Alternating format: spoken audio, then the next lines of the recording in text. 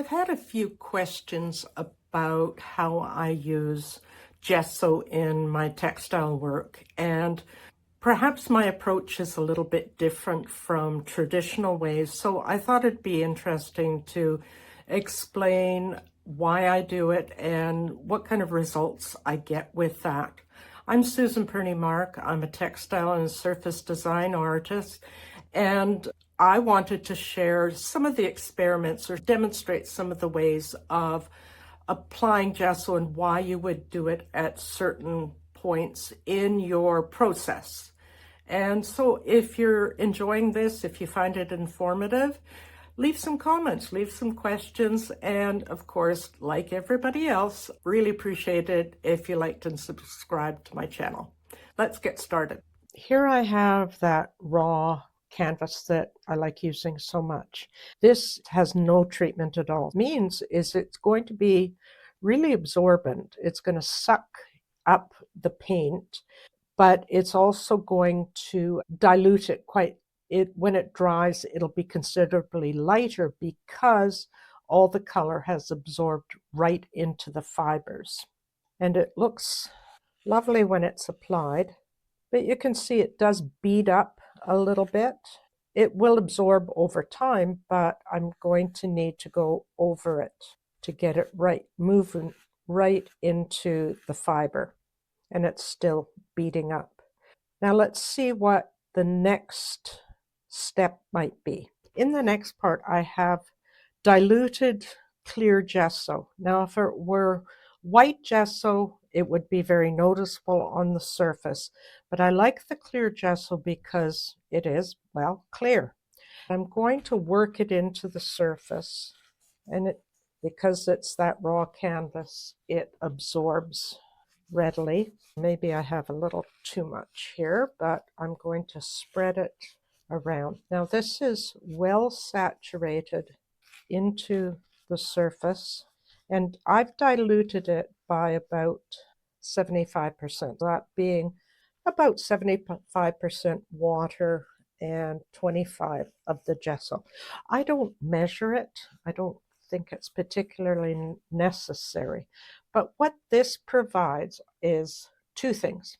It provides tooth for the paint to hold on to, and it provides a little bit more body to it. And especially if you're working with lighter fabrics, this becomes really important. I'm back again with that fluid acrylic.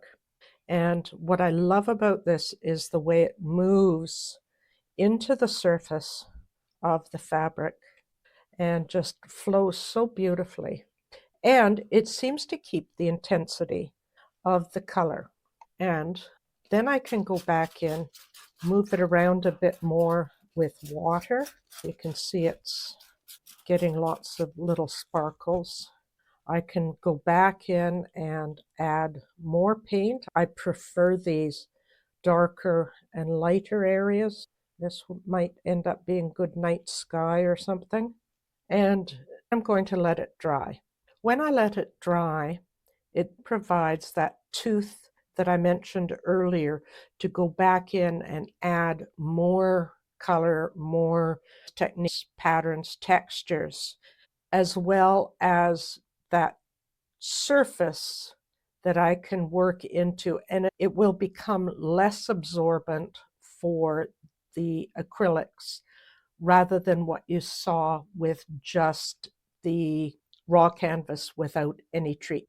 Just to illustrate my point about the advantages of using that clear gesso, this is one that's in progress, and I've been using the Inktense blocks. This was in another video. I was explaining how much I enjoy using them, but it also, the gesso, it grabbed hold of the color and not only helped it to move, but also kept the intensity of the color without it absorbing totally into the canvas, which, as I mentioned earlier, will suck up a lot of color.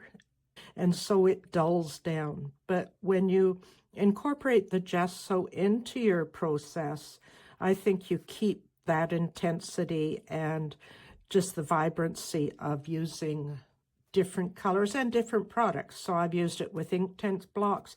I've used it with fluid acrylics. You could use it with diluted textile paints. There's lots of different of incorporating it into your work. Now here's another experiment that I want to demonstrate, and this is full strength gesso. I haven't diluted it at all, and you can see how much thicker it is, but I'm going to put it across the fabric and it will dry clear. Basically, it's an acrylic and it seals the fabric just as though you had purchased already primed canvas. What might this comparison look like if we're using just a plain dyeing cotton? This is a PFD that I use quite a lot. It's a lightweight quilting style. And if I were to just go in with the diluted acrylic, it absorbs right across very easily. And I find with the diluted acrylics, especially the fluid ones, even though they have a lovely intensity, they'll dry with a bit of a hand to them, but it's not going to be stiff. Let's see what happens when I put the diluted gesso on first and work that into the surface. Here you can see it traveling a lot. It's soaked in through and it's actually traveling across the plastic underneath. You can see some of the veining in there. And what I love about it, again, is that difference in value, that you can go on just lightly, or there's areas with a deeper intensity, but lots of variation in there. This is still some of the cotton, and I've put on the dilute gesso and let it dry. So there's a little stiffness into it, a little more body, which I think is just fine. And what happens when we go in with the fluid acrylic again? It's much easier to give brush strokes across. So in the plain cotton, it spread and it maintained a fairly even value of color. But in this one, because of that gesso, it's resisting some of the color. And so it's much easier to use finer details and narrow brush strokes. Depending on whatever application I'm using, I can get some finer details and I can go back in and add more intensity, more depth to it. This is the raw canvas that we've done with the full strength gesso, and you can see that even though it appeared white as we applied it, it has dried clear. The flecks of the raw canvas have come through.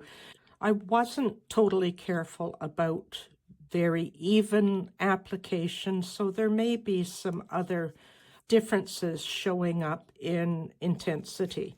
And I've still got that diluted fluid acrylic. Let's see what happens as we go through across. And you can see it's grabbing the color, but I'm able to control it a lot more than if it had been just the fluid before the gesso dried. So I can use it in a much more painterly effect. And I think if I were to use just the full strength acrylic, let's see what will happen there. I spilled a few drops of the acrylic and I've got another brush so that when I approach this in more of a painterly fashion, then it's not going to move nearly as much as it did when it was diluted. If you wanted then to keep the color of the canvas, the raw canvas, I think using this as a full strength product, just as other artists would do in using a gessoed canvas. I hope this has explained some of the ways that you could use the clear gesso in textile work. I find I think it's a very versatile product, and I've only talked about some very small ways that it could be used, but I could see many other potential ways of approaching this.